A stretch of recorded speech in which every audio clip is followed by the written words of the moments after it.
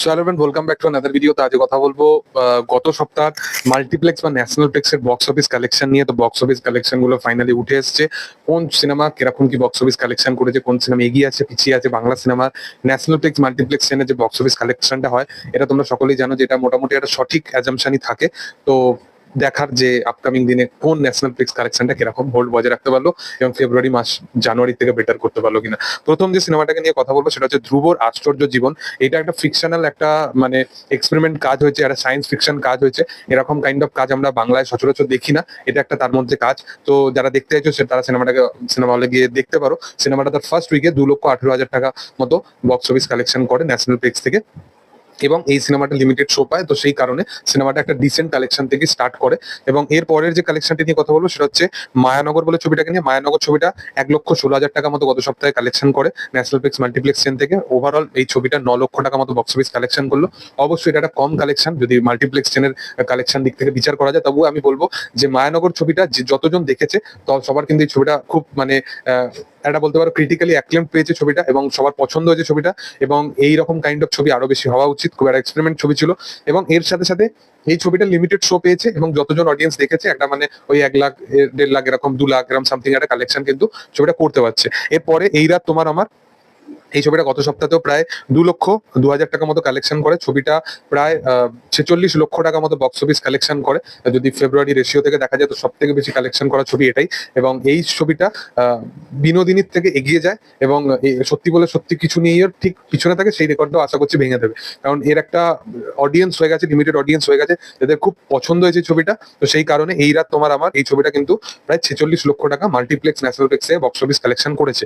এরপরে সত্যি বলে সত্যি কিছু নেই, এই ছবিটা 41,000 টাকা গত সপ্তাহে কালেকশন করে। ছবিটার ওভারঅল কালেকশন 54 লক্ষ টাকা মতো ছিল। গত সপ্তাহে তো 54 লক্ষের মতনই ছিল, তো 41,000 হয়েছে। এই ছবিটা যা কালেকশন করার করে নিয়েছে, আগামী দিনে আর খুব বেশি করে যে জাম্প আনবে সেরকম কিছু কিন্তু হবে না। এবং বিনোদিনীর ক্ষেত্রেও তাই, বিনোদিনী 34,000 টাকা কালেকশন করেছে। ওভারঅল বিনোদিনীর কালেকশনটা যেটা উঠে এসছে সেটা প্রায় 32 লক্ষ টাকা, শুধু বাংলায় ন্যাশনাল প্লেক্স থেকে, আমি ন্যাশনালি বলছি না, মাল্টিপ্লেক্স থেকে যেটা উঠে এসছে সেটা। তো ওভারঅল এই ছবিগুলোই ছিল মোটামুটি রেশিও ওয়াইজ। এবং খাদান নিয়ে যদি কথা বলা হয়, খাদান ন্যাশনাল প্লেক্স মাল্টিপ্লেক্সে সেরকম ভাবে চলছে না, তো সেই কালেকশনটা আর বলা যাবে না। সেটা এখন সিঙ্গেল স্ক্রিনে এখনো পর্যন্ত অনেক জায়গায় চলছে। রিসেন্ট টাইমে দেবদার তরফ থেকে 75 দিন কমপ্লিট হয়েছে, সেটাও কিন্তু একটা রিপোর্ট নিয়ে আসা হয়। আমি বলেছিলাম যে একটা এই ছবিটাকে সুযোগ দেওয়া উচিত, বাট যেটা হয় আর কি বাংলা সিনেমার ক্ষেত্রে। যাই হোক, এবার যদি নায়ক বলে ছবিটা নিয়ে কথা বলি, উত্তম কুমার এবং সত্যজিৎ রায়ের কোলাবোরেট করা ছবি নায়ক, যেটা রিলিজ করা হয়েছে। এবং তোমরা সকলেই জানো যে রিলিজের চলটা আমাদের বাংলায় সেইভাবে ছিল না। তারপরেও নায়কের কালেকশন গত সপ্তাহে 1,83,000 টাকা, এবং টোটাল 2 সপ্তাহ মিলিয়ে এই ছবিটা মাল্টিপ্লেক্স ন্যাশনাল প্লেক্সের যেটা কালেকশন সেটা ওয়েস্ট বেঙ্গল এবং ন্যাশনালি মিলিয়ে 10 লক্ষ টাকা। এবং রিলিজ হলে তোমরা এটা জানো যে লিমিটেড শো পায়।